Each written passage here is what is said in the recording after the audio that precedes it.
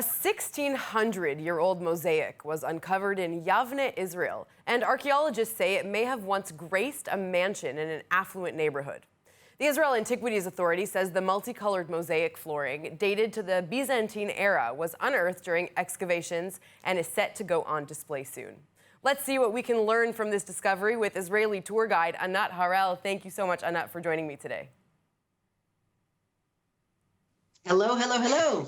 So another beautiful mosaic was found in Israel from the Byzantine times this time. Can you tell us a little bit about it?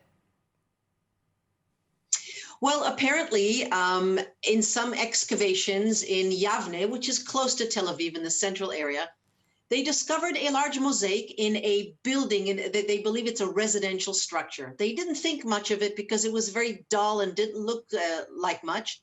However, once they started cleaning it, they realized that the mosaic sort of had like a patina on it, some kind of a covering that had dulled the colors. And when they started to take it off, they discovered a beautifully designed, beautiful geometric design mosaic that was actually lovely and very, very colorful. Wow, it's really very beautiful. And I understand that this is, of course, not the only mosaic that has been discovered in this area. Is it common to find them? And how significant is it when these kind of things are found in the country? Well, yes, so mosaics were very, very common, starting from the Greek times to the Roman times to the Byzantine times. They were perfected in the Byzantine times, which were like 4th century, 5th, 6th. In this land, in the land of Israel, we count the Byzantine era like the 4th, 5th, 6th, and the beginning of the 7th century, okay? During that time, the Byzantines expressed their art and their spirituality and their beauty in buildings with mosaics. They put them on the walls, they put them in the ceilings, they put them on the floors, they put them everywhere. And through the mosaics, they expressed their religion and their traditions and beautiful things, yes. And what else can we learn from looking at these mosaics about the culture and about the time period, about what was going on there at that time? So during the Byzantine times, we had Jews living in this land and we had Christians living in this land. Each group expressed different things with their art. This was art, okay? So if you're talking about the Jewish inhabitants of the land during that time, for example, in Sipori, which is right here in the Galilee, in Sipori, we have gorgeous mosaics from the Byzantine times, the floors of synagogues with gorgeous drawings and Greek gods, which was it's very, very unusual. We thought it was unusual, but it turns out for the Jews of the Byzantine times, Greek gods and Greek art was just art. And so synagogue floors have beautiful interpretations of Apollo and of different Greek gods. It's quite fabulous. And then Christian churches, all right, on the floor also put beautiful geometric designs, and the stories, different stories were expressed with art, with mosaics on the floors. On the walls and on the ceilings was another story.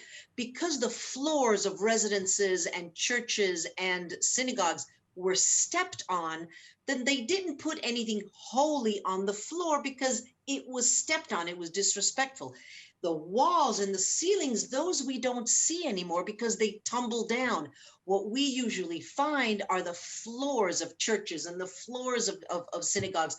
That's why we look down and we see, but they also had them on the walls and on the ceilings. And there they put beautiful icons and beautiful religious interpretations of whatever group was decorating the walls and ceilings. Just gorgeous things have been found all over the Galilee, all over the land of Israel. We have a lot of beautiful examples of beautiful mosaics from the Byzantine times, including in Haifa. There's a beautiful outdoor mosaic floor from a church from Byzantine times in Tel Shikmona, right on the beach in Haifa. Just gorgeous stuff.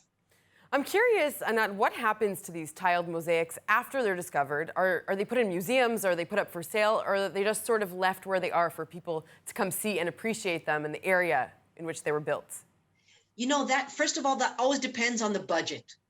And it always depends on where and what is found. For example, let me give you Tel Shikmona, which is right on the beach in Haifa. What happened there is that they did all kinds of excavations, discovered finds from the Canaanite times and from the Persian times and from the Greek times. And when they got to the Byzantine level, they discovered a beautiful, large church with a gorgeous mosaic. And the University of Haifa decided they were going to excavate and make a little park. So they excavated it, cleaned it up, and money ran out. So money ran out and it sat there for several years and it filled with weeds and all kinds of vegetation started to grow on it.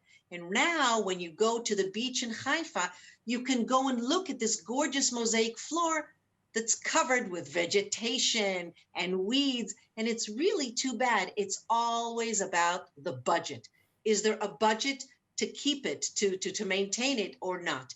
If there is, then great. And if there are not, then many times it just sits there open to the, if it's a national park, then you have a budget. But it's outdoors, sometimes it's just there and people can go and look at it. Yeah, it really depends. It really Isn't depends. everything always about money, Anat? Thank you very much. It's always about the budget, yes. All the best, Anat. Thank you.